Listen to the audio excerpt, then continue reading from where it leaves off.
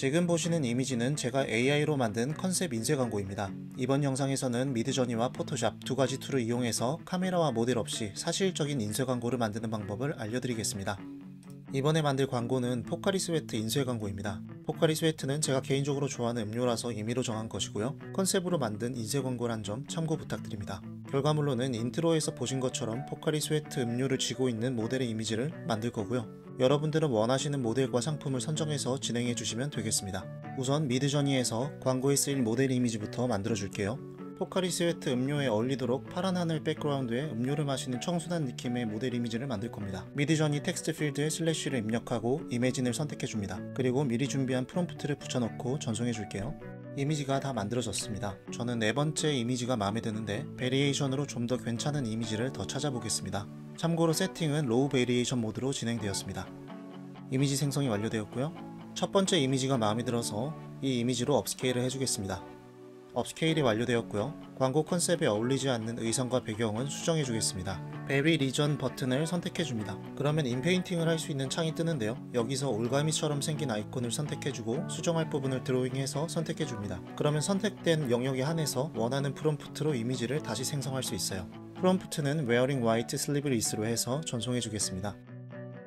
하얀 민소매 옷으로 모델의 의상이 잘 수정되었고요. 네 번째 이미지로 업스케일 해주겠습니다. 업스케일이 완료되었는데 배경에 있는 나무가 광고 컨셉에 맞지 않는 듯해서 동일한 방식으로 수정해 줄게요.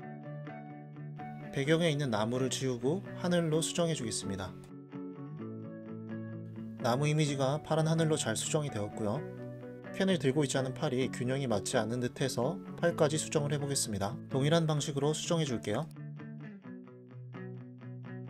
수정이 완료되었고요. 첫 번째 이미지가 팔 밸런스가 잘 맞아 보여서 이 이미지로 업스케일 해줄게요.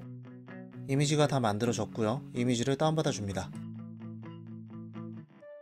이제 다운받은 이미지를 업스케일 해주겠습니다. 클립 드롭 사이트로 접속해서 툴스 메뉴에서 이미지 업스케일러를 선택해 줍니다. 원하는 세팅을 설정하시고 이미지를 업로드 해줄게요.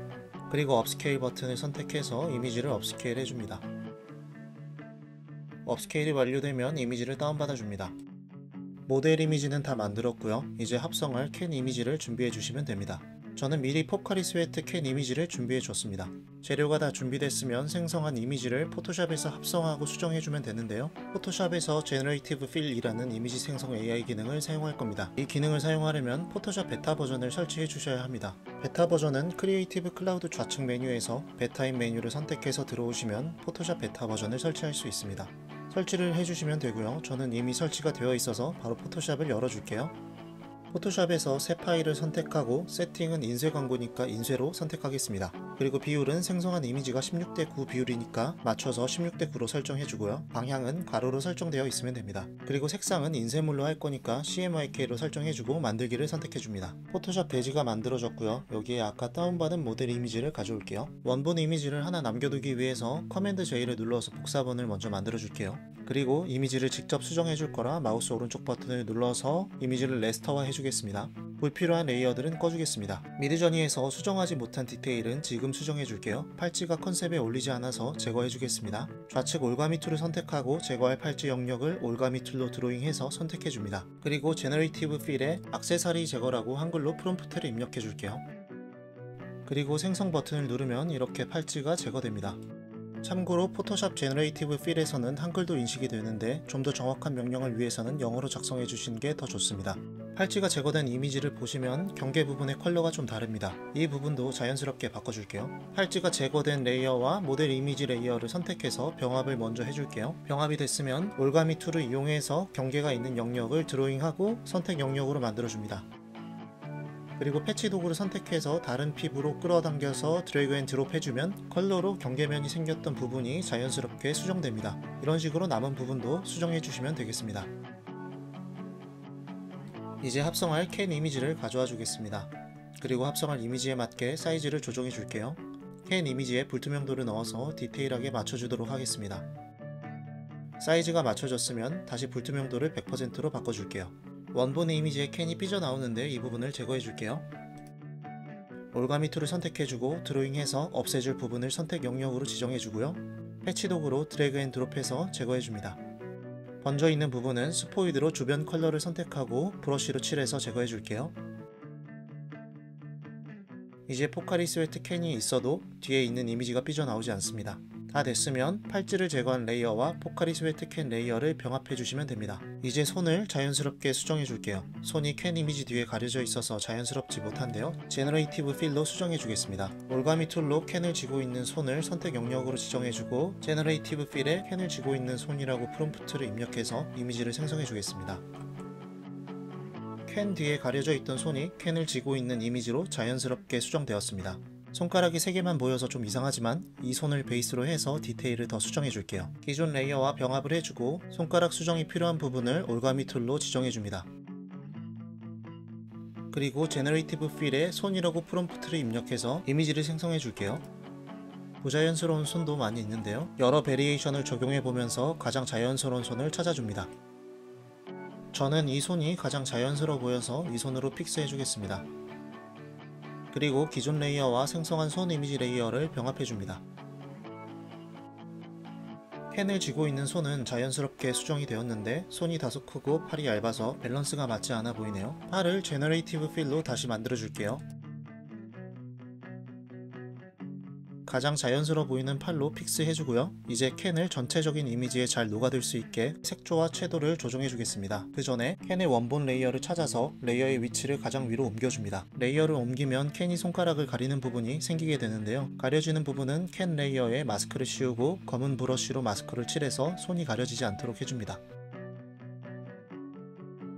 마스크 작업을 완료했으면 포토샵 우측 하단에 있는 둥글게 생긴 조정 아이콘을 선택하고 색조 채도를 선택해줍니다. 그러면 색조 채도를 조정할 수 있는 레이어가 생기는데요. 이 레이어를 캔 레이어에 종속될 수 있도록 옵션 키를 누른 채로 커서를 캔 레이어에 가져오면 종속시킬 수 있다는 표시의 아이콘이 뜨는데 클릭해주겠습니다. 이렇게 해주시면 다른 레이어에 영향을 주지 않고 캔 레이어의 색조 채도만 조정할 수 있습니다. 전체적인 이미지의 톤이 옐로우한 느낌이 있어서 색조 키를 조정해서 캔의 옐로우 톤을 살짝 추가해주겠습니다. 그리고 캔 자체가 다소 어두워서 좀 두드러져 보이는데 명도를 살짝 높게 조정해주고 채도도 살짝 낮춰주겠습니다. 이제 캔이 이미지에 더 자연스럽게 어우러져 보입니다.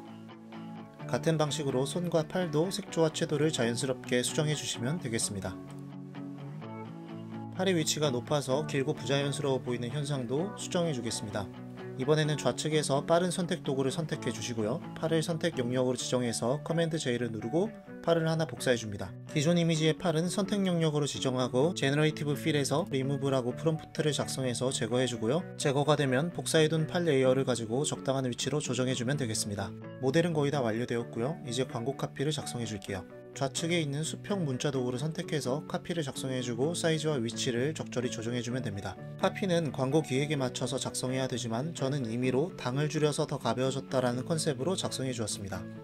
광고의 카피와 컨셉을 좀 더 효과적으로 보여주기 위해서 배경에 깃털도 넣어줄게요. 올가미 툴을 선택해서 영역을 지정해주고 제너레이티브 필에 화이트 페더라고 입력해서 깃털을 만들어줍니다. 이런 식으로 배경 전체에 깃털을 배치해 주겠습니다. 배경이 비어 보이지 않을 정도로 깃털을 적당히 채워줬고요. 원근감을 표현하기 위해서 멀리 있는 깃털은 흐려 보이게 블러 처리를 해줄게요. 블러를 줄 깃털 레이어가 선택된 상태에서 포토샵 상단 메뉴 중 필터, 흐림 효과, 가우시안 흐림 효과를 선택해서 적절한 강도로 블러를 설정해주면 되겠습니다. 멀리 있는 다른 깃털도 동일한 방식으로 적용해주면 됩니다. 이제 마지막으로 캔과 손에 디테일을 올려주고 최종적으로 보정을 완료해주겠습니다. 모델의 몸 아웃라인에 있는 빛 효과처럼 캔을 쥐고 있는 손 아웃라인에도 노란 빛을 표현해줄게요. 팔 레이어가 선택되어 있는 상태에서 우측 하단에 있는 레이어 스타일 아이콘을 선택하고 내부 광선을 선택해줍니다. 내부 광선 컬러는 스포이드로 기존 이미지에 있는 컬러를 가져와주고 좀 조정해서 설정해줍니다. 그리고 팔과 손이 자연스럽게 빛을 받고 있도록 내부 광선 불투명도와 경계 감소, 크기 옵션을 조정해줄게요. 내부 광선으로 손과 팔에 빛 효과를 적용했고요. 확인해보면 이게 있고 없고에서 디테일과 완성도에 차이가 있습니다. 이제 포카리 스웨트 캔에 물방울이 맺혀 있는 것을 표현해서 디테일을 올려줄게요. 물방울 리소스를 찾아서 가져와 주시고 사이즈를 캔에 맞게 조정해줍니다.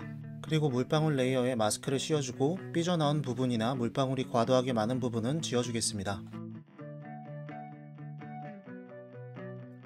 드디어 합성과 보정이 다 완료되었습니다.